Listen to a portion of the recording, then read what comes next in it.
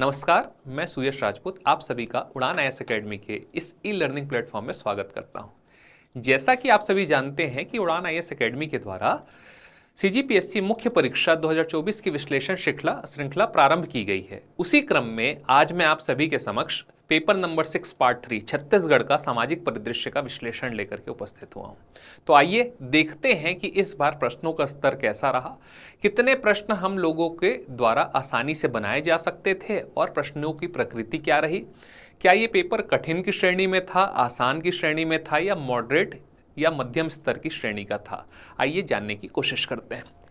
सबसे पहले हम यहां पर प्रश्न की बात करें तो हम उल्टा आज चालू करने वाले हैं। सबसे आखिरी प्रश्न जो कि 15 नंबर का होता है, जहां पर 75 नंबर में से 15 अंक जिसमें हमें 175 शब्द लिखने रहते हैं, वहां पर कौन सा प्रश्न आया और क्या ये आसान था कठिन था, इस पर चर्चा करते हुए इस पेपर की शुरुआत करते हैं।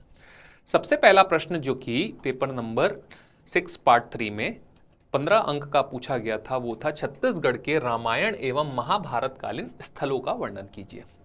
तो अगर इस प्रश्न की बात की जाए तो ये प्रश्न बहुत ज्यादा अप्रोचेबल है।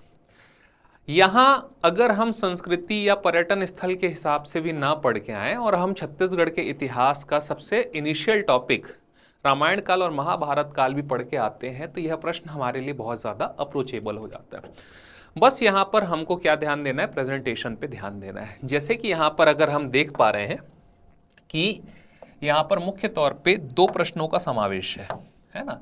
एक क्या है रामायण काल के बारे में और दूसरा क्या है महाभारत काल के बारे में, और कुछ नहीं बोला है, स्थलों के बारे में वर्णन कीजिए बोला है।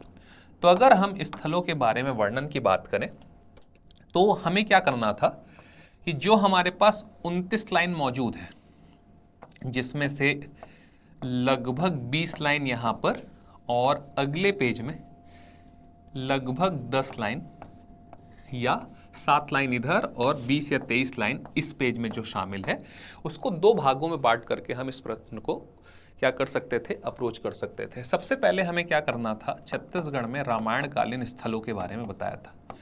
तो यहां पर एक रामायण काल का हेडिंग डालते हुए हमें एक छत्तीसगढ़ का नक्शा प्रिपेयर करना था और उस नक्शे में हमें राम वनगमन पथ को दर्शा देना था। और प्रमुख रामायण कालीन स्थल का एक हेडिंग डालते हुए हम लोगों को सीतामढ़ी हरचौका से लेकर के जो प्रमुख स्थल है, जैसे कि तुरतुरिया हो गया, तुरतुरिया के अलावा खरौद हो गया, खरौद के अलावा चंदखुरी हो गई, और भी जितने स्थल है लगभग 75 रामायण कालीन स्थल है, उसका उल्लेख करना था। मैं यहाँ पर ज़्यादा डीप में जाकर के आपसे इस प्रश्न पे चर्चा नहीं कर रहा हूँ, क्योंकि ये प्रश्न थोड़ा सा आसान प्रकृति का है, जहाँ पर हमें रामायण कालीन स्थलों के बारे में चर्चा करनी है। तो ये बहुत अप्रोचेबल प्रश्न है। इसके बाद आधा स्थान जहाँ पर कंप्लीट होता है, वहाँ पर हमको महाभारत कालीन स्थलों का वर्णन करना था, जो कि मुख्य तौर पे 5 महाभारत कालीन स्थल है, जिसमें से अगर बात की जाए तो सिरपुर हो गया, रतनपुर हो गया, आपका दमऊ-दरहा या गुंजी हो गया। इसके बाद अगर हम बात करें खल्लारी की, तो इन सभी और आरंग, इन सभी स्थलों का हल्का हल्का सा उल्लेख करने पर हम आराम से इस प्रश्न को अप्रोच कर सकते थे। अब अगर इसके अथवा वाले प्रश्न की बात करें तो क्या वो आसान प्रश्न था या कठिन प्रश्न था, तो आइए देखते हैं। छत्तीसगढ़ के कृषि आधारित त्योहारों का वर्णन कीजिए। कौन से त्योहारों का वर्णन करना है, तो कृषि आधारित त्योहारों का हमें वर्णन करना है। तो अगर कृषि आधारित त्योहारों की बात की जाए तो हमारे यहाँ पर कृषि आधारित बहुत सारे त्योहार हैं। अगर कृषि आधारित पहले त्योहार की बात करें तो ये तो हरेली ही है ना।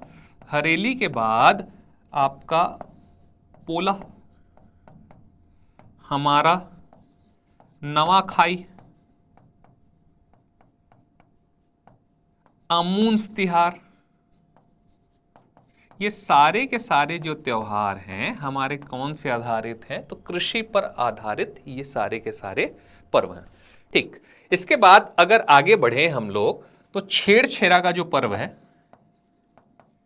छेरछेरा का पर्व, जंवारा का पर्व, ये सब भी कैसे पर्व हैं, कृषि आधारित एक पर्व है। तो जंवारा हो गया, छेरछेरा पर्व हो गया, हरेली हो गया, पोला हो गया, नवाखाई हो गया, अमून्स तिहार हो गया, आमा खाई हो गया, ठीक है। तो ये सारे के सारे कृषि आधारित पर्व हैं। इसको हमें क्या करना था, हल्का हल्का एक्सप्लेन करते हुए 3-3 लाइन भी अगर हम इसको एक्सप्लेन करते कि सावन अमावस्या को हरेली जो मनाया जाता है वो छत्तीसगढ़ का पहला त्यौहार है, जहां पर हम क्या करते हैं, कृषि कार्य संपन्न होने के पश्चात कृषि उपकरणों की पूजा करते हैं। तो इसको हमको हल्का सेलिब्रेट करना था, पोला है ना। कृषि कार्य संपन्न होने के बाद में हम क्या करते हैं, अपने पशुधन का आभार व्यक्त करते हैं। तो ये भी एक कृषि से संबंधित। नवाखाई, कृषि अन्न की उत्पत्ति, अनाज जो उत्पत्ति हो चुकी रहती है, धान की कटाई हो चुकी रहती है, अनाजों की कटाई होने के बाद अपने आराध्य देवी देवता को जो फसल अर्पित की जाती है उसे हम नवाखाई कहते हैं। तो ये भी कृषि आधारित पर्व है। अमूंज तिहार, जो कृषि कार्य में जो पशु हमारी मदद करते हैं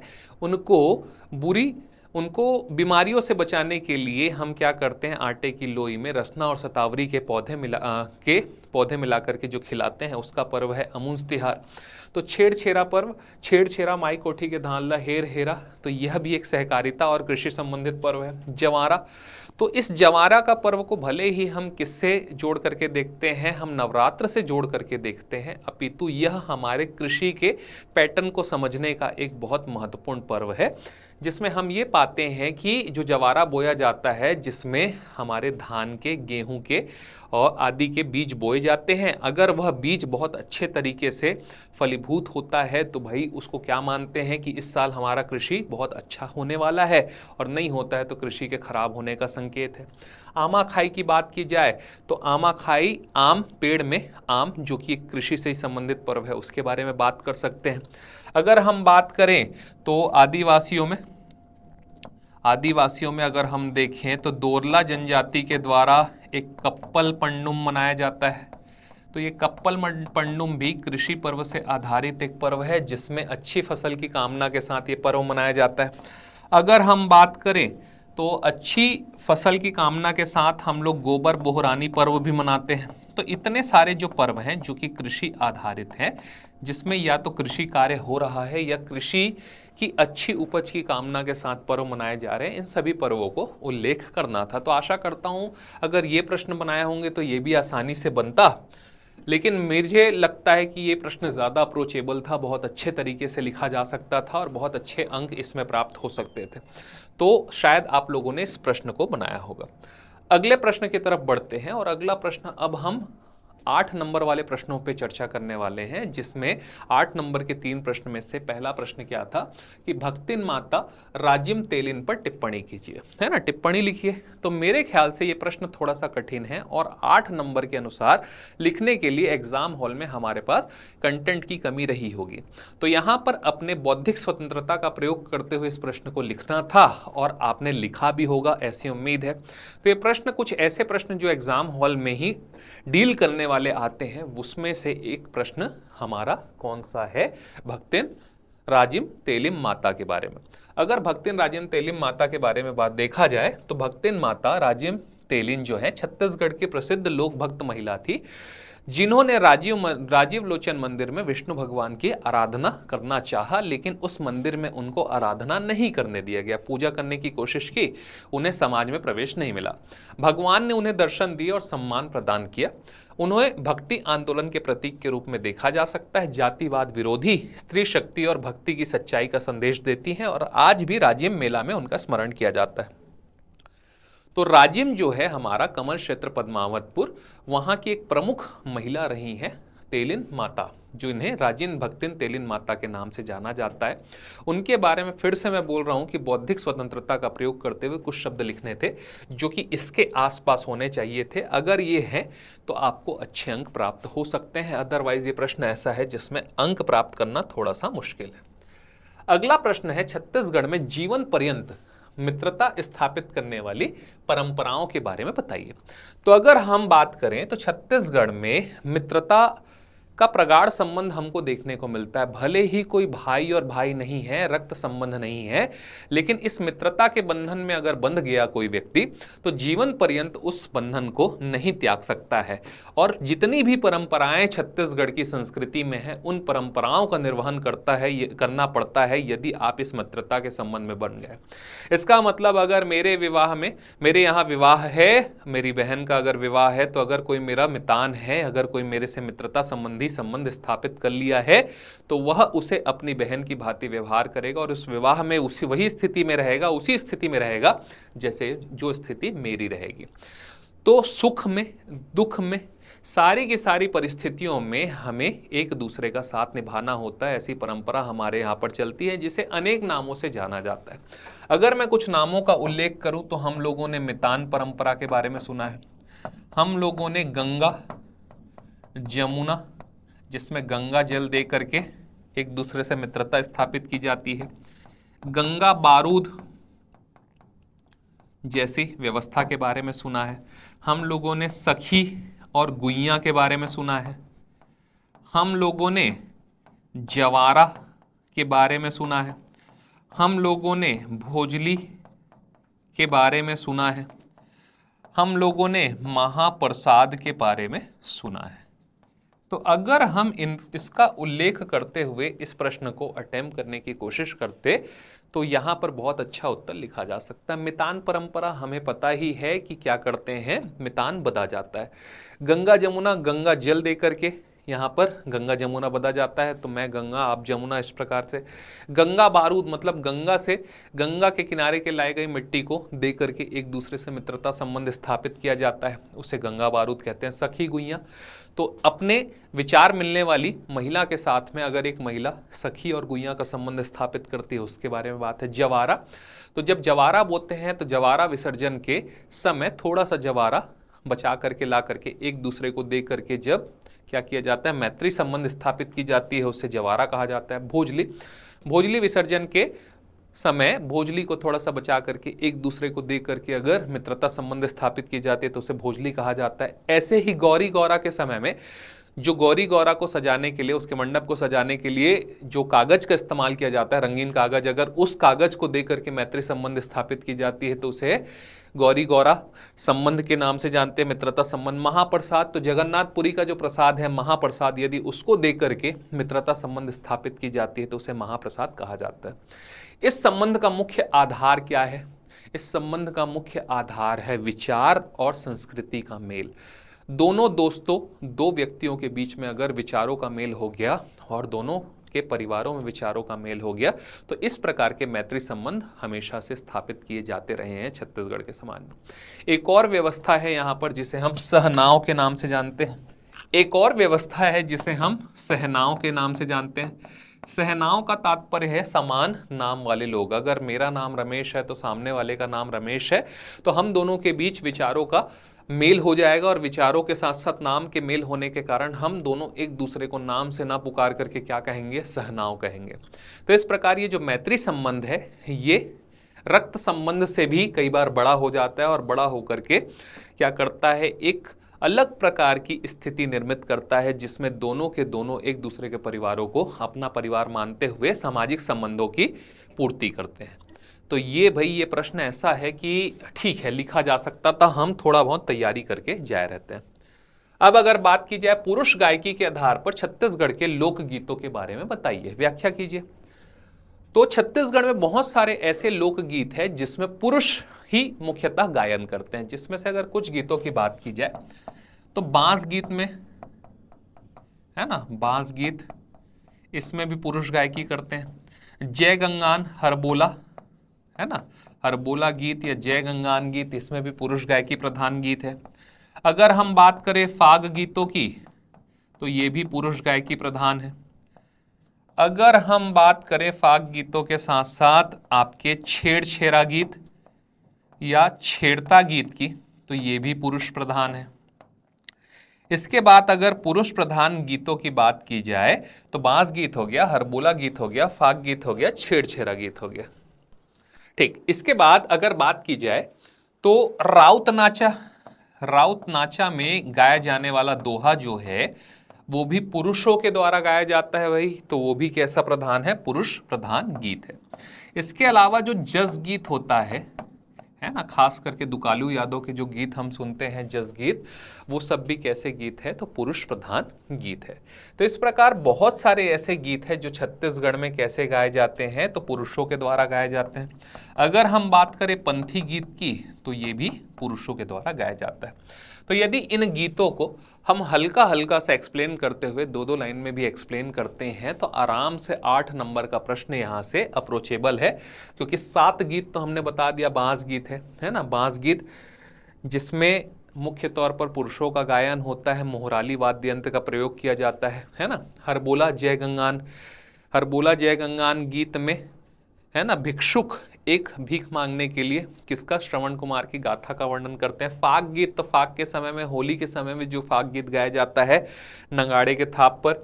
छेड़ता गीत, तो बस्तर क्षेत्र में इसे छेड़ता कहते हैं और बाकी छत्तीसगढ़ के समुदाय में इसे छेड़छेड़ा गीत कहा जाता है। राउत नाचा की बात करें तो राउत नाचा के अवसर पर पारे जाने वाले दोहे, जैसन तुम लिहो दिहो तैसन देबो आशीष, अन्न धन भंडार भरे तुम जियो लाख बरिस, है ना। इस प्रकार की जो गीतें हैं उसको गाया जाता है, अलग अलग प्रकार के दोहे पारे जाते हैं। इसके अलावा जस गीत है और पंथी गीत है, डोलत रही बे बाबा, है ना। तो इस प्रकार से बहुत सारे गीतों का समावेश है जिसमें हम, इसके अतिरिक्त भी बहुत सारी गीतें हैं, लेकिन अगर इस गीतों को भी लिखते हुए अपन क्या करें, 2-2 लाइन में उल्लेख कर दें, तो ये प्रश्न बहुत अच्छे से अप्रोचेबल था। अगला जो प्रश्न है, कमार जनजाति में विवाद सुलझाने की प्रक्रिया, है ना। तो ये प्रक्रिया भी आपको अपने बौद्धिक स्वतंत्रता का प्रयोग करते हुए लिखनी थी। कमार जनजाति में जो मुखिया होता है ना, उसे क्या कहा जाता है, कुरहा कहते हैं, क्या कहते हैं, कुरहा, है ना। तो कमार जनजाति का जो समिति है, बेसिकली समिति क्या होती है, तो समिति एक प्रकार की पंचायत होती है, जिस पंचायत में सामाजिक, है ना, सामाजिक न्याय प्रदान करने का कार्य किया जाता है। इसमें बहुत प्रकार की चीजें होती हैं, जिसमें क्या होता है, जिस मुद्दों पर एक पंचायत बैठती है, एक समिति बैठती है और समिति बैठ करके निर्णय लेती है, और उस निर्णय का परिपालन अगर आपको उस समाज में रहना है तो करना पड़ता है। अगर उस निर्णय का परिपालन आपने नहीं किया तो आपको समाज से बहिष्कृत भी किया जा सकता है। तो सामाजिक नियमों का पालन, सामाजिक नियम कायदे कानूनों का पालन किसके माध्यम से सुनिश्चित किया जाता है, पंचायतों के माध्यम से सुनिश्चित किया जाता है। अब अगर बात करें तो यहां पर दोनों पक्षों की बात सुनी जाती, प्रक्रिया पूछ रहा है तो, है ना। कसम, पशु बलि व सामूहिक सहमति से निर्णय लिया जाता है। अर्थदंड या सामाजिक बहिष्कार हो सकता है। फैसले पर सामूहिक अनुमोदन लिया जाता है और प्रक्रिया पारंपरिक एवं त्वरित होती है। तो इस प्रकार से आपको इस प्रश्न का जवाब दिया जाना चाहिए था। ठीक है, अगले प्रश्न की तरफ अगर बढ़ें तो पद्मलाल पुन्नालाल बख्शी जी के बारे में पूछा है कि उनके साहित्यिक योगदान के बारे में बात करें, तो मैं इस प्रश्न को कठिन की श्रेणी में रखूंगा, और कठिन से भी ज्यादा, बहुत ज्यादा कठिन की श्रेणी में रखूंगा, क्योंकि ज्यादा से ज्यादा हम लोग पद्मलाल पुन्नालाल बख्शी जी के बारे में 2 चीजें ही पढ़ के जाते हैं। एक, उनका संबंध राजनांदगांव जिले से, और दूसरा, इन्होंने सरस्वती पत्रिका का संपादन किया था। इसके अतिरिक्त छत्तीसगढ़ की पढ़ाई के दौरान हम इनके बारे में कुछ नहीं पढ़ते। एक और चीज अगर हम पढ़ते हैं तो ये राजनांदगांव जिले में जो साहित्यिक त्रिमूर्ति थी उसका पाठ थे। एक तो हो गया पद्मलाल पुन्नालाल बख्शी जी, एक हो गया बलदेव प्रसाद मिश्र जी, और एक हो गए हमारे गजानन माधव मुक्तिबोध।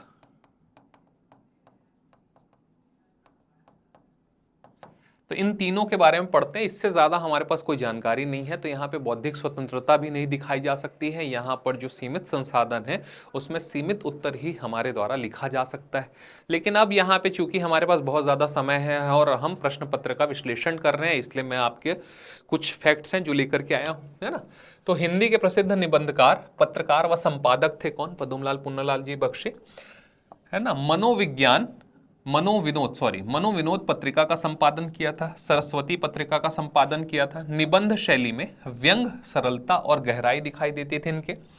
साहित्य चर्चा और सुधा नाम की पत्रिका में निरंतर लेखन किया इन्होंने, और छत्तीसगढ़ी साहित्य नहीं, साहित्य जगत में छत्तीसगढ़ को पहचान दिलाई, साहित्य जगत में, क्योंकि छत्तीसगढ़ी भाषा में इनका कोई भी कृति इनकी छत्तीसगढ़ी भाषा में नहीं है, इनकी कृतियां सारी की सारी हिंदी भाषा में है। तो छत्तीसगढ़ को हिंदी साहित्य जगत में क्या दिया, इन्होंने पहचान दिलाया। तो इसको अपने को बनाना है भैया, लेकिन ये है कि ये मैं कठिन प्रश्न की श्रेणी में इसको मानूंगा। अगला प्रश्न है विशेष पिछड़ी जनजाति समूह के मापदंड क्या है। आप सभी को भी पता है कि पहले इसे प्रिमिटिव ट्राइबल ग्रुप्स कहा जाता था, है ना, विशेष पिछड़ी जनजाति कहा जाता था। और सन 2006 में इस व्यवस्था का नाम बदल करके पीवीटीजी कर दिया गया, है ना, पर्टिकुलरली वल्नरेबल ट्राइबल ग्रुप्स कर दिया गया। तो पीवीटीजी का नाम 2006 में पड़ा। ये जो व्यवस्था है 1970s के दौर में आई थी, 1973 से लेकर के 1976 के बीच में सबसे पहली बार ये कॉन्सेप्ट आया कि भैया पीवीटीजी कौन होगी, है ना, विशेष पिछड़ी जनजाति कौन होगी। तो सबसे पहले यहां पर एक स्टैटिक जनसंख्या की बात हो रही है। इनका जो पहला आधार है वो क्या है, स्टैटिक जनसंख्या, मतलब ऐसी जनसंख्या जो बढ़ नहीं रही है, घट जरूर सकती है या स्थिर है। दूसरा, इनकी साक्षरता के बारे में बात किया गया कि जो जनजाति, ऐसी जनजाति जिनकी साक्षरता का दर 2% से कम है, 2% है या 2% से कम है, उसको किस में शामिल किया जाएगा, पीवीटीजी में। तीसरा, इनका जो जीवन यापन है वो वनोपज संग्रहण आदि से होगा, वनोपज संग्रहण, शिकार आदि से होगा। और चौथा क्या है कि इनकी जो व्यवस्था है वो कृषि पूर्व होगी। इनकी जो अर्थव्यवस्था है वो कैसी होगी, कृषि पूर्व की अर्थव्यवस्था होने वाली है। तो इन 4 आधारों पर किसको मापा जाएगा, आपके पीवीटीजीज को। अब छत्तीसगढ़ में पीवीटीजीज हैं क्या, तो हाँ, छत्तीसगढ़ में विशेष पिछड़ी जनजातियों की संख्या है 5+2, है ना, 7 है, ऐसा हम सीधा सीधा नहीं बोलते हैं, कितना बोलते हैं, 5+2। तो ये वाली जो व्यवस्था है जो कि 1973 से 76 के बीच लागू की गई, उसमें केंद्र सरकार द्वारा जारी व्यवस्था के तहत 5 विशेष पिछड़ी जनजातियों का निर्धारण किया गया, जिसमें से एक जनजाति है अबुझ माड़िया जनजाति, दूसरी जनजाति है कमार जनजाति, तीसरी जनजाति है बैगा जनजाति, चौथी जनजाति है आपकी पहाड़ी कोरवा जनजाति, और अगली जनजाति जो है वो है आपकी बिरहोर जनजाति, है ना। तो ये 5 पीवीटीजीज हैं केंद्र द्वारा घोषित, और राज्य सरकार द्वारा भी 2 पीवीटीजीज की घोषणा की गई है, एक है पंडो और एक है भुंजिया,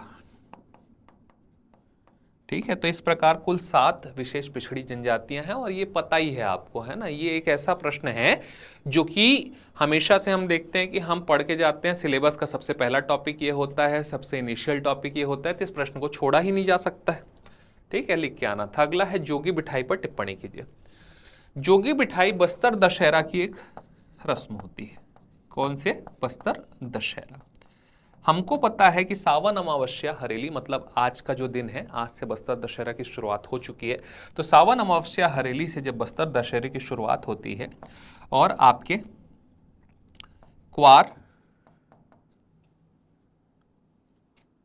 क्वार शुक्ल पक्ष के पहले दिन, है ना, कौन सा दिन, क्वार शुक्ल पक्ष के पहले दिन जोगी बिठाई की रस्म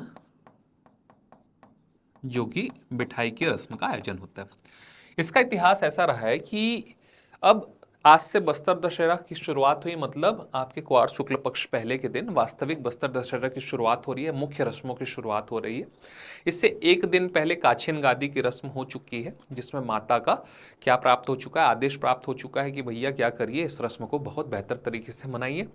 लेकिन अब यहाँ पर क्या हुआ, एक समय में एक हल्बा जनजाति का व्यक्ति सिरहासार नाम के एक स्थल पे आकर के गड्ढा खोद करके योगासन की मुद्रा पर बैठ गया, और 9 दिनों तक के पूरा का पूरा वहीं पर योगासन की मुद्रा में बैठा रहा। तब से एक परंपरा, यहाँ पे एक प्रथा चालू हो गई है, जिसे ही हम जोगी बिठाई के नाम से जानते हैं।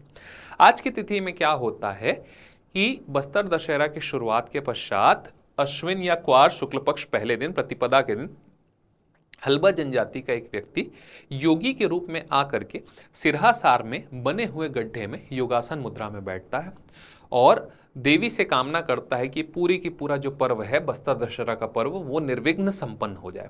और इस निर्विघ्न संपन्न करने के लिए वो इस पूरे 9 दिन में केवल दुग्ध आहार का सेवन करता है, उसके अतिरिक्त किसी भी चीज का सेवन नहीं करता। जब जोगी बैठता है तो उस समय मांगुर मछली की बलि दी जाती है और जोगी को बिठाया जाता है। इसके बाद जोगी को 9 दिन बाद अर्थात क्वार शुक्ल पक्ष के नवमी को उठाया जाता है, जिसे हम जोगी उठाई की रस्म के नाम से जानते हैं। ये तो बेसिक इंट्रोडक्शन है। इसी जोगी बिठाई के रस्म के बारे में पूछ रहा है, टिप्पणी करने बोल रहा है। टिप्पणी क्या करना है, हमको बताना है भैया। ये जोगी बिठाई की रस्म बस्तर दशहरा से संबंधित है। फिर तिथि बताना है, क्वार शुक्ल पक्ष पहले के दिन, क्वार शुक्ल पक्ष प्रतिपदा के दिन इस जोगी बिठाई की रस्म को सिरहासार में संपन्न किया जाता है।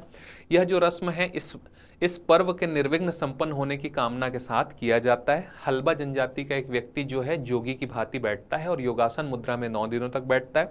केवल और केवल दुग्ध आहार का सेवन करता है और बाकी अनाजों को त्याग कर देता है। 9 दिनों बाद उसे जोगी मिठाई की रस्म के लिए उठाते हैं, जोगी उठाई की रस्म में उठाया जाता है।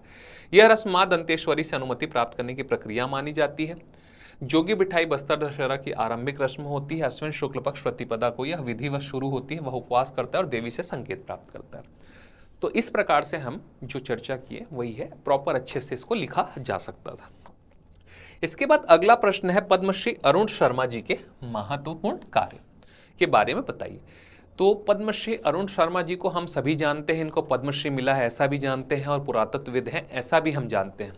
लेकिन इनके महत्वपूर्ण कार्यों के बारे में हम उतनी डीप, उतनी गहराई से स्टडी या अध्ययन नहीं करते हैं। तो इस चीज़ को ध्यान में रखना है कि ये प्रश्न थोड़ा सा बौद्धिक विवेक का प्रयोग करते हुए, बौद्धिक स्वतंत्रता का प्रयोग करते हुए लिखना था। अब अगर देखा जाए तो छत्तीसगढ़ में अगर पुरातात्विक उत्खनन के कार्य किए गए हैं तो बहुत सारे कार्य हम किसके नेतृत्व में किए हैं, अरुण कुमार शर्मा जी के। चाहे वो सिरपुर हो, चाहे वो कवर्धा हो, चाहे वो पचराही हो, चाहे वो आपका इवन आरंग में टीला है ना, टीला नाम की जगह पर आपने देखा होगा, रीवा में जो टीला नाम की जगह है वहां पर भी पुरातात्विक उत्खनन का कार्य चल रहा है। ये सारे के सारे उत्खनन के कार्य उनके ही देख रेख में हुए हैं और उनके नेतृत्व में ही प्राप्त हुए। तो आइए देखते हैं क्या लिखा है। छत्तीसगढ़ के प्रमुख पुरातत्वविद थे। सिरपुर, ताला, मल्हार, भोरमदेव जैसे ऐतिहासिक स्थलों का क्या किया, उत्खनन का कार्य किया। प्राचीन बौद्ध, जैन और शैव स्थलों के महत्व को उजागर किया। पुरातात्विक शोध में भारतीय पुरातत्व सर्वेक्षण में योगदान दिया, महत्वपूर्ण भूमिका का निर्वहन किया। छत्तीसगढ़ की सांस्कृतिक धरोहरों को राष्ट्रीय मंच पर पहचान दिलाई और सन 2017 में इन्हें पद्मश्री सम्मान से सम्मानित किया गया था। तो इस प्रकार से ये प्रश्न हल्का सा मॉडरेट लेवल का था, जहां पे जानकारी कम होते हुए भी आसानी से चीजों को डील कर सकते थे, है ना।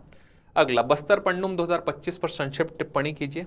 ये एक करंट का मुद्दा है। बस्तर पंडुम, पंडुम से तात्पर्य होता है पर्व, और बस्तर में खेल उत्सव के तौर पर इसे मनाया गया, जहां पर बस्तर को अंतर्राष्ट्रीय स्तर पर, मंच स्तर पर, अंतर्राष्ट्रीय स्तर पर ख्याति प्रदान करने के लिए इस बस्तर पंडुम का आयोजन किया गया था। और इस बस्तर पंडुम में भिन्न भिन्न प्रकार के खेल का आयोजन किया गया था, आपको भी पता ही है। तो इस पे मैं ज्यादा चर्चा नहीं करूंगा क्योंकि बहुत करंट का मुद्दा था और आप लोगों ने इसको आराम से डील किया होगा, ठीक।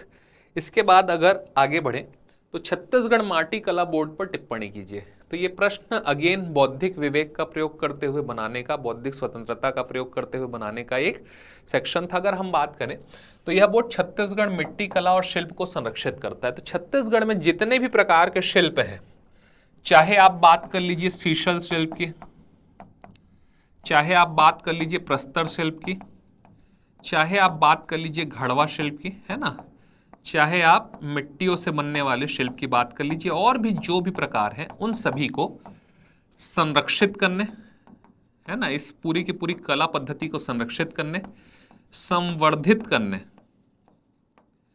और इसका विकास एवं विस्तार करने की जिम्मेदारी इसी की है, माटी कला बोर्ड की। ये क्या करता है, कुम्हारों को क्या करता है भैया, प्रशिक्षण देता है, वित्तीय सहायता प्रदान करता है और विपणन की सुविधा भी प्रदान करता है। यह पारंपरिक कारीगरी को जीवित रखने का एक प्रयास है। तो भैया इसके माध्यम से बहुत सारे प्रयास किए जा रहे हैं। हमको 2 नंबर 4 नंबर में इस प्रकार की जानकारी लिखनी थी। ये 2 नंबर का प्रश्न था, तो आराम से 2 नंबर के प्रश्न में हम लोग लिख सकते थे भैया इसके बारे में, है ना। चलिए अगला प्रश्न है, बहुला चौथ पर्व का महत्व बताइए। तो बहुला चौथ का जो पर्व है अगर हम देखें, है ना, तो भादो माह में कृष्ण पक्ष में चौथे दिन कृष्ण पक्ष चतुर्थी को यह पर्व मनाया जाता है। इस पर्व का महत्व क्या है? तो इस पर्व में माता और उसकी संतान के बीच के प्रेम का प्रदर्शन यहां पर किया जाता है। किसके किसके बीच? माता और उसके संतान के बीच प्रेम के प्रदर्शन का एक पर्व है। इसके माध्यम से सामाजिक तौर पर स्थित सौहार्द का वर्णन होता है और इस कथा के माध्यम से पशु प्रेम व मानवता का प्रदर्शन भी होता है। सामान्य तौर पे अगर हम बात करें तो जो बहुला चौथ की कथा है वो ये है, एक बार एक गौ माता जो है वो एक शेर से उसका पाला पड़ जाता है। वो अगर गुजरते रहती है तो उस वहाँ पर उनके मार्ग में एक शेर है, वो सामने उपस्थित होता है और वो गौ माता को, है ना, शिकार करके खाने के फिराक में रहता है। लेकिन गौ माता उसको बोलती है कि हे मित्र, मैं बिल्कुल तुम्हारे पास, है ना, तुम्हारा शिकार बनने के लिए तैयार हूँ, लेकिन घर में मेरा एक बछुआ है ना, बछिया है, उसको क्या करना है, वो दूध नहीं पी है, तो मैं एक आखिरी बार उसको दूध पिला करके आना चाहती हूँ, और अगर तुम मुझे क्या करते हो, परमिशन देते हो, तो मैं जल्दी से दूध पिला करके वापस लौट करके आती हूँ। तो शेर ने उसको आदेश दिया। उसके बाद वो गया और गौ माता गई और जा करके अपने बछड़े को दूध पिला करके वापस लौटी। तो बछड़ा भी कहाँ जा रहे हो बोल के जाने का जिद करने लगा। तो बछड़े को बोली, भैया ये आज आखिरी तुम्हारा दूध है, इसको बहुत अच्छे से पी लो, उसके बाद मैं लौट करके नहीं आऊंगा। तो बछड़ा जिद करने लगा और उसके साथ जाने की जिद करते हुए तो माता ने उसको मना कर दिया। अंततः माता शेर के पास चली गई और अपना वादा निभाने की बात करने लगी कि हे शेर, मैं वापस लौट करके आ गई। लेकिन बछड़ा भी छुप करके वहां पर आ गया और शेर के सामने आकर के बोला, मेरी माता को नहीं, आप मेरा शिकार करके मुझे खा लीजिए। इस प्रकार दोनों एक दूसरे को बचाने की कोशिश में अपना शिकार करवाने के लिए तैयार थे। तो शेर यहाँ पर उन दोनों के बीच के प्रेम संबंधों को देख करके द्रवित हो गया और द्रवित होकर के दोनों को बोला, जाओ जी लो अपनी जिंदगी। तो ये वाली जो कथा है वो बहुला चौथ से संबंधित है। तो यहाँ पर आप क्या देख रहे हैं, पशु प्रेम और मानवता को दिखाया जा रहा है कि भाई एक शेर होकर के भी शिकार नहीं करके मानवता का प्रदर्शन करता है, एक दया भाव का, दयालुता का प्रदर्शन करता है। तो ये उसका सूचक है ये पर्व, है ना। इस पर्व में हम क्या देखते हैं भैया, इस पर्व में मातृत्व का भाव, परिवार कल्याण और सामाजिक परंपरा को दर्शाया गया है। संतान अपनी लंबी उम्र और सुख समृद्धि की कामना के साथ करती है। तो इस प्रकार से इस प्रश्न को अप्रोच किया जाना चाहिए था। हाँ, एक चीज बस वहां पे ध्यान रखना है कि यहाँ पे महत्व पूछा है, ना कि पर्व के बारे में, तो अपने को महत्व को ज्यादा निरूपित करना था, ना कि पर्व के कंटेक्स्ट में। अगला है छत्तीसगढ़ी बोली का पंचमुखी वर्गीकरण। ये तो सीधा सीधा आपके पेपर नंबर 1 का कंटेक्स्ट है ना, जहाँ पे छत्तीसगढ़ी बोली का पंचमुखी वर्गीकरण किया गया है।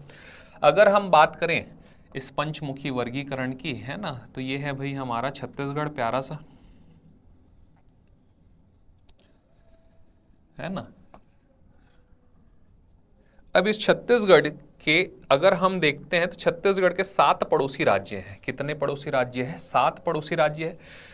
तो हमारी जो सीमांत स्थिति है उसके कारण हमारे यहाँ पर बोली में थोड़ा थोड़ा सा प्रभाव अन्य राज्यों का देखने को मिलता है। कभी हमें बघेली का प्रभाव देखने को मिलता है, कभी हमें छोटा नागपुर के पठार का नागपुरी या सदरी का प्रभाव देखने को मिलता है, कभी हमें इस क्षेत्र में उड़ीसा के उड़िया का प्रभाव देखने को मिलता है, कभी इधर हमारे मराठी का प्रभाव, कभी नीचे के तेलुगु और तमिल का प्रभाव देखने को मिलता है। तो अगर हम बात करें छत्तीसगढ़ के पंचमुखी वर्गीकरण की, तो छत्तीसगढ़ का पंचमुखी वर्गीकरण में सबसे पहले मध्य छत्तीसगढ़ की बात करें तो यहाँ पर रायपुरी और बिलासपुरी छत्तीसगढ़ी है पंचमुखी वर्गीकरण में। केंद्रीय छत्तीसगढ़ी में कौन कौन सी भाषा है तो आपका एक बार बताएंगे तो केंद्रीय छत्तीसगढ़ी में रायपुरी और बिलासपुरी। इसके बाद चारों दिशाओं की बात की जाए तो अगर हम पूर्वी छत्तीसगढ़ी की बात करें तो पूर्वी छत्तीसगढ़ी को बोला जाता है आपका लरिया, है ना, और यहाँ पर आपकी बिंजवारी, ये दोनों के दोनों बोलियां हैं। तो अगर पंचमुखी वर्गीकरण की बात करें तो ये है हमारी पूर्वी छत्तीसगढ़ी, जिसमें लरिया और बिंजवारी का प्रभाव है। इधर की अगर बात करें पश्चिमी छत्तीसगढ़ी की, तो पश्चिमी छत्तीसगढ़ी को अगर हम बात करें तो इधर बोला जाएगा खलटाही। इस छत्तीसगढ़ी को क्या बोला जाता है? खलटाही बोला जाता है। और यहाँ पर कमारी बोली का प्रभाव देखने को मिलता है। इस दक्षिण छत्तीसगढ़ी की बात की जाए, दक्षिण छत्तीसगढ़ी की, तो यहाँ पर बस्तरी और हल्बी, इसको हमको देखने को मिलता है। अगर उत्तरी छत्तीसगढ़ी की बात की जाए, उत्तरी या उत्तर छत्तीसगढ़ी की, तो यहाँ पर हमें सरगुजिया या जशपुरी, इस प्रकार की बोलियों का समावेश देखने को मिलता है ना। तो केंद्रीय छत्तीसगढ़ी, उत्तरी छत्तीसगढ़ी, लरिया या पूर्वी छत्तीसगढ़ी, खलटाही या पश्चिमी छत्तीसगढ़ी, है ना, दक्षिण छत्तीसगढ़ी या बस्तरी, इस प्रकार से पंचमुखी वर्गीकरण किया गया है। तो इसके बारे में पूछा था हमको, कुछ नहीं, वो वाला अगर डायग्राम भी बना देते तो बहुत अच्छे से हमको मार्क्स मिल जाते। अगला प्रश्न है कि गुदुंग वाद्य यंत्र पर संक्षिप्त टिप्पणी लिखिए। तो सबसे पहले तो ये है भैया गुदुंग, है ना, इसे ही सिंग बाजा भी कहा जाता है, इसे ही निशान बाजा कहा जाता है। सिंग बाजा, गुदुम या निशान, ये गढ़वा बाजा साज का प्रमुख वाद्य यंत्र है। इसे बजाने वाले को क्या कहा जाता है? निशन्हा कहा जाता है। तो ये बहुत महत्वपूर्ण वाद्य यंत्र है। सबसे पहले तो आपको देख करके ही समझ में आ रहा है कि ये किस प्रकार का वाद्य यंत्र है। तो ये वितत वाद्य यंत्र है। कैसा वाद्य यंत्र है? वितत वाद्य यंत्र। वितत वाद्य यंत्र में क्या होता है? त्वचा के कंपन से ध्वनि उत्पन्न होती है। क्या होती है? त्वचा के कंपन से ध्वनि की उत्पत्ति होती है। तो यहां पर दिख ही रहा है। इसमें जो अगर बात करें इसकी, तो ये एक मुखी वितत वाद्य यंत्र है ना, जिसमें जो सरफेस है उसका निर्माण पशुओं के चमड़े से होता है। इसमें अगर देखा जाए तो ये पशु कौन हो सकते हैं? तो भैंस हो सकता है या बकरा हो सकता है। तो भैंस या बकरे के चमड़े से होने वाला, से निर्मित होने वाला एक वाद्य यंत्र है हमारा गुदुम, है ना। इसको बठेना कहते हैं।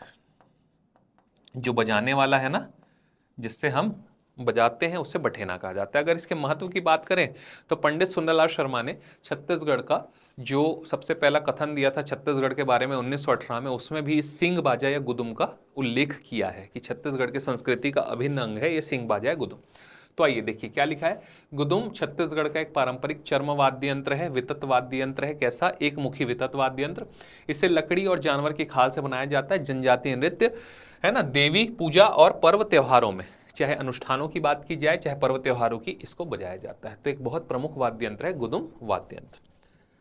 अगला प्रश्न क्या है? सधौरी गीत। तो आप सभी जानते हैं भैया सधौरी गीत क्या होता है। तो सधौरी गीत बच्चे के जन्म के पूर्व, है ना, गाया जाने वाला एक गीत है ना। जब कोई महिला गर्भवती होती है, उस गर्भ धारण के 7वें महीने में सधौरी गीत गाया जाता है।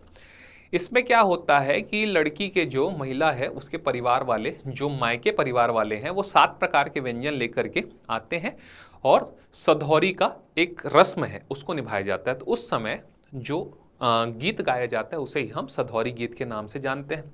तो इस प्रकार से इसको अपने को क्या करना था? डील कर लेना था, है ना। सधौरी गीत कोई बहुत बड़ा टास्क नहीं था।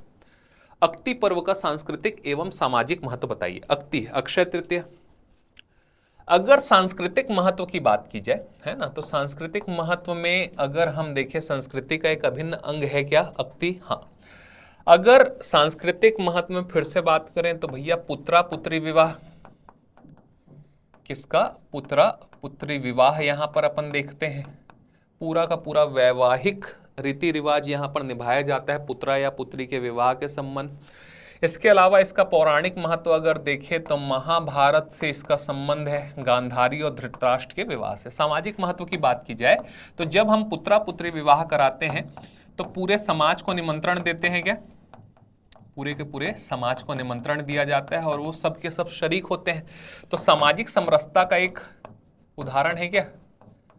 सामाजिक समरसता, सामाजिक एकता को बढ़ाने वाला एक पर्व है। सामाजिक एकता को दर्शाता है, सामाजिक समरूपता को दर्शाता है। पुत्रा पुत्री विवाह के माध्यम से हम यहाँ पर अपनी संस्कृति का परिचय देते हैं और पूरे के पूरे विवाह के अनुष्ठान को उस पुत्रा और पुत्री के माध्यम से संपन्न कराते हैं, जिससे अपने बच्चों को हम क्या कर रहे हैं, अपनी संस्कृति प्रदान कर रहे हैं, संवहन कर रहे हैं उनको, तो वो आगे चल के इस संस्कृति को पालन करेंगे। और सामाजिक महत्व या सांस्कृतिक महत्व की बात की जाए तो इसी दिन से विवाह का शुभ मुहूर्त चालू होता है ना। तो विवाह का शुभ मुहूर्त कब से चालू होता है, यहां से। तो इस प्रकार से हमको इस प्रश्न को डील करना था। तो अक्ति पर्व है ना। अगला प्रश्न सहाड़ा देव। तो सहाड़ा देव एक जनजातीय तथा ग्राम देव है ना, जनजातियों के भी प्रमुख देव है ना, और साथ साथ छत्तीसगढ़ की संस्कृति में भी प्रमुख देव। अगर हम देखें तो हमारे गांव में चौरे में है ना, सांड अर्थात जो जिस प्रकार नंदी होते हैं, नंदी के कुबड़ के समान एक देवता का स्थान निश्चित रहता है, उसे ही हम सहाड़ा देव के नाम से जानते हैं, जो कि देवगुड़ी प्रत्येक गांव में रहता है। उस देवगुड़ी में सहाड़ा देव की स्थापना की जाती है। मुख्य तौर पे जो सहाड़ा देव है वो पशुपालक है ना, पशुओं के पालक होते हैं।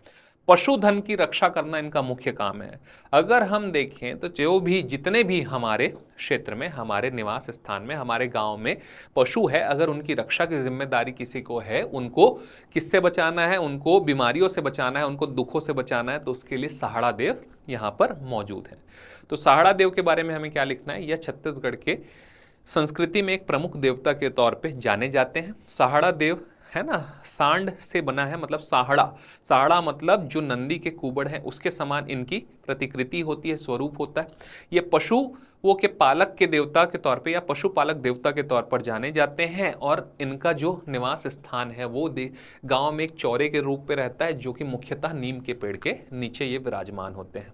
तो इस प्रकार पशुओं की रक्षा करने वाले देवता को हम किस रूप में जानते हैं, सहाड़ा देव के नाम से जानते हैं। छत्तीसगढ़ के धार्मिक और सामाजिक तौर पे इनका बहुत महत्वपूर्ण स्थान है। इस प्रकार से हमको इसको लिखना था, है ना। तो इस प्रकार भाई हमको ध्यान रखना है कि ये वाला जो प्रश्न है इसको अपने को डील करना चाहिए था। तो ओवरऑल देखा जाए तो इस बार पेपर नंबर 6 का पार्ट 3 हमेशा की तुलना में थोड़ा सा अनएक्सपेक्टेड इसलिए रहा क्योंकि 8 नंबर वाले 1 या 2 क्वेश्चन ऐसे हो गए जो कि थोड़ा सा सोचने विचारने पर मजबूर करते हैं, और जिसमें लिखने के लिए हमारे पास तथ्यों की कमी हमें महसूस हुई होगी।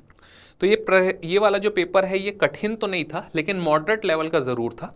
मतलब इसमें एक ठीक ठाक नंबर प्राप्त करना ज़रूरी है। लगभग यहाँ पर 35 से 40 नंबर अगर स्कोर हो गए 75 में से, तो एक अच्छा अंक माना जाना चाहिए। तो आप सभी का धन्यवाद है भाई कि आपने इस पूरे के पूरे वीडियो को देखा एनालिसिस सीरीज़ में, जो अभी तक हम पेपर नंबर 6 के पार्ट 3 तक पहुंच गए हैं, और आगे आने वाले 3 दिनों में पेपर नंबर 7 पार्ट 1 पार्ट 2 और पार्ट 3 को भी लेकर के आपके समक्ष उपस्थित होंगे। तो आशा करते हैं कि आप इस पूरे के पूरे सीरीज से लाभ ले रहे होंगे और आगे भी लाभ लेंगे। आप सभी के लिए एक और सूचना है ना, जिसके बाद इस वीडियो को समाप्त करेंगे। हमारे द्वारा उड़ान IAS एकेडमी के द्वारा राज्य स्तरीय CGPSC प्रारंभिक परीक्षा की टेस्ट सीरीज प्रारंभ की गई है, जिसका पहला टेस्ट 20 जुलाई 2025 को संपन्न हो चुका है और अगला टेस्ट 27 जुलाई 2025 से है। तो आप सभी अगर अपने तैयारी को एक बेहतर दिशा देना चाहते हैं और बेहतर दिशा दे करके अपने आप का आत्म मूल्यांकन करते हुए अपने आप को बेहतरी प्रदान करना चाहते हैं और बेहतर दिशा में अपने आप को गमन करवाना चाहते हैं, तो आप उड़ान IAS एकेडमी के इस राज्य स्तरीय अभ्यास 2025 टेस्ट सीरीज से जुड़ सकते हैं। बाकी डिटेल जानकारी के लिए आप दिए गए नंबरों पे संपर्क कर सकते हैं। अगर आप रायपुर में हैं तो रायपुर में हमारी 3 ब्रांचेस है जहां पे आप टेस्ट दे सकते हैं, चाहे सिटी प्लाजा ब्रांच हो, चाहे सेंट्रल लाइब्रेरी ब्रांच हो, चाहे हमारा मेन ब्रांच जो कि रजबंधा मैदान में। अगर आप बिलासपुर में है तो बिलासपुर में गांधी चौक में अटल बिहारी वाजपेयी यूनिवर्सिटी के जस्ट सामने हमारा जो ब्रांच है वहाँ जाकर के टेस्ट दे सकते हैं। अगर आप दुर्ग में हैं तो मालवीय नगर चौक में जहाँ पे हमारा ब्रांच है वहाँ जाकर के आप टेस्ट में शामिल हो सकते हैं। राजनांदगांव में तो राजनांदगांव में भी हमारे टेस्ट सेंटर है, हमारा ब्रांच है ना। जगदलपुर में भी हमारा ब्रांच है और अंबिकापुर में भी हमारा ब्रांच है। तो अगर आप हमारे टेस्ट सीरीज के साथ जुड़ करके आत्म मूल्यांकन की श्रृंखला की कड़ी में शामिल होना चाहते हैं तो बिल्कुल दिए गए नंबरों पे कॉल कर सकते हैं। ठीक दोस्त, तब तक के लिए आगे मिलते हैं, तब तक के लिए बहुत बहुत धन्यवाद।